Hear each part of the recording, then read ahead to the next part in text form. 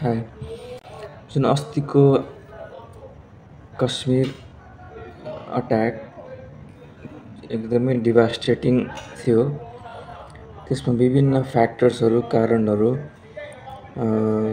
त्यसमा conflict रेजोल्युसनको proper उपायहरू कदमहरू चाल्नुपर्ने हुन्छ। तर हामीले यसमा बिर्सिन नहुने कुरा चाहिँ म के आर्टिकलहरू हेर्दै थिएँ, त्यसमा चाहिँ के छ भन्दाखेरि फ्याक्टर्स के हुनसक्छ भन्दाखेरि सोसियो इकोनोमिक सामाजिक आर्थिक पक्षहरू चाहिँ बिर्सिनुहुन्न भन्ने कुराहरू छ। जस्तो रिसेन्टली इन्डिया र पाकिस्तानको कुरालाई लिएर कश्मीरको केही पोलिसी चेन्ज भएको थियो। ठुलो पोलिसी त्यो स्पेसल स्टेट नहुने खालको केही पोलिसी चेन्जेसहरू भएको थियो। त्यसले गर्दा डिसस्याटिस्फ्याक्सन जनतामा, युथमा र कश्मीरमा पहिलेदेखि नै अनइम्प्लोइमेन्टको इस्युजहरू, इकोनोमिक अपर्च्युनिटिजहरू कम भएको स्थिति रहेको ठाउँ हो। त्यसले गर्दाखेरि चाहिँ सोसियो इकोनोमिक डिसस्याटिस्फ्याक्सनले पनि यस्तो कन्फ्लिक्टको कुराहरूमा पुस गर्छ। अरू विभिन्न फ्याक्टर्सहरू हुन्छ, रिलिजन के यो सब कुराहरू, तर नबिर्सिनु पर्ने कुरा सोसियो इकोनोमिक फ्याक्टर पनि हो। कन्फ्लिक्ट गर्न कसैलाई पनि छुट हुँदैन, तर क्रिटिकल एनालिसिसमा सोसियो इकोनोमिक फ्याक्टर्सहरू जस्तो नेपालमा पनि एउटा रिसर्च भएको थियो स्टडी। त्यसले के भन्यो भन्दाखेरि ठुल्ठुलो कन्फ्लिक्ट पहिला पनि जुन केही कन्फ्लिक्टहरू भएको थियो त्यसमा unemployment one of the big factors थियो। डिसस्याटिस्फ्याक्सन, सोसियो इकोनोमिक इस्युज भन्ने कुरा चाहिँ स्टडिजहरूले जनाएको छ। So detail analysis Kashmir attack and the socio-economic issues or factors.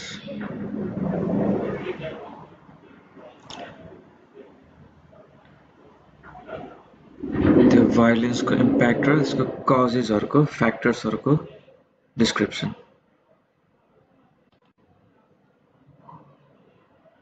Overview.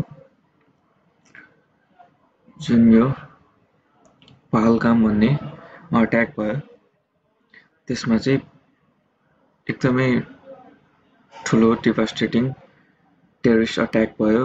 रिलिजनको बेसमा non मुस्लिम्सहरूलाई attack गरियो। त्यसमा अनफर्चुनेटली नेपाली पनि पर्नुभयो। So it was a devastating event. त्यसको पछाडि रिलिजियस कारण थियो र त्यसको लागि कन्फ्लिक्ट रेजोल्युसन र गभर्नमेन्ट इन्टर गभर्नमेन्टल रेजोल्युसन प्रक्रियाहरू चाल्नु पर्ने हुन्छ। त्यसमा क्रिटिकल एनालिसिसमा के फ्याक्टर्सहरू हुन सक्छ त सोसाइटीमा, कुनै पनि समाजमा कन्फ्लिक्टको लागि भन्नेमा अलिकति एनालिसिस गर्नु खोजेको। र यो चाहिँ अट्याकको दृश्य हो। क्याजुअल्टिज, इमिडिएट इम्प्याक्ट, रेजोल्युसन्सहरू के र ग्लोबल रूपमा यसको कुरा उठाएको थियो। इन्डिया र पाकिस्तानको नेसनल डिस्प्युट, इन्टरनेसनल डिस्प्युटको कुरा पनि आएको थियो। र अब सोसियो इकोनोमिक इस्युज कसरी इन्टरलिङ्क हुन्छ अथवा फ्याक्टर्स कसरी बन्छ यो कुराहरूमा भन्ने कुरामा आर्टिकल्सहरूले के देखाउँछ भने कुनै पनि ठाउँमा सोसियो इकोनोमिक डिस्प्यारिटी छ, इनइक्वालिटी छ, अपर्च्युनिटिजहरू कम छ र यङ माइन्डहरू चाहिँ डिस्टर्ब, डिसब्यालेन्स्ड, डिसस्याटिस्फाइड छ भने त्यहाँ चाहिँ विभिन्न तरिकाले कन्फ्लिक्ट अराइज हुने सम्भावना बढ्ने जान सक्छ। कन्फ्लिक्ट गर्न कसैलाई पनि छुट हुँदैन भन्ने खालको इन्टरनेसनल रेजोल्युसन्सहरू छ। त्यसमा पनि किन यस्तो घटनाहरू घट्छ भन्ने कुरामा जुन मैले अगाडि पनि भनेको थिएँ, सोसियो इकोनोमिक इनइक्वालिटी, कश्मीरको इस्युज र पोलिटिकल एकदम ठुलो चेन्ज भएको थियो। त्यसले गर्दा लोकलमा डिसस्याटिस्फ्याक्सन, त्यसले गर्दा चाहिँ यङ माइन्ड्समा अलिकति डिसस्याटिस्फ्याक्सन, त्यो कुराले कन्फ्लिक्टलाई पुस गर्नलाई फ्याक्टर बन्न सक्छ भन्ने कुराहरू। र नेपालमा पनि स्टडिजहरूले के जनाएको छ भन्दाखेरि ठुलो कन्फ्लिक्टहरू जुन भएको छ त्यसमा अनइम्प्लोइमेन्ट डिस्याटिस्फ्याक्सन चाहिँ एउटा वान अफ द फ्याक्टर्स हुन गएको छ भन्ने कुरा।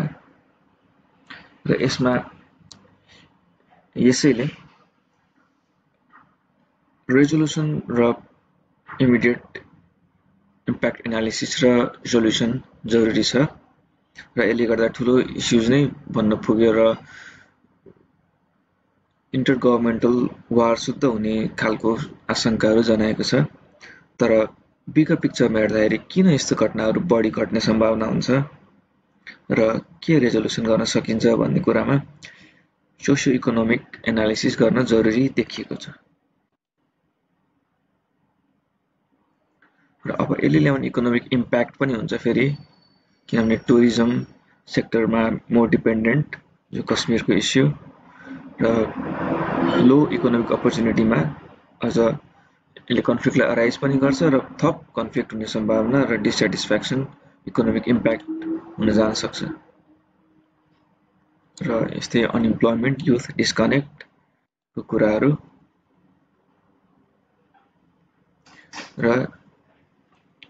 इकोनोमिक एक्सक्लुजन यो कुराहरूमा कन्फ्लिक्ट हुने त्यो एरियामा सम्भावना बढ्छ भन्ने कुरा स्टडिजहरूले जनाउँदछ। So overall economic impact analysis र सोसियो इकोनोमिक कुराहरूले चाहिँ त्यो बिगर पिक्चरलाई देखाउँदछ कन्फ्लिक्ट रेजोल्युसन र यो कुराको क्रिटिकल सोल्युसनको लागि। Thank you.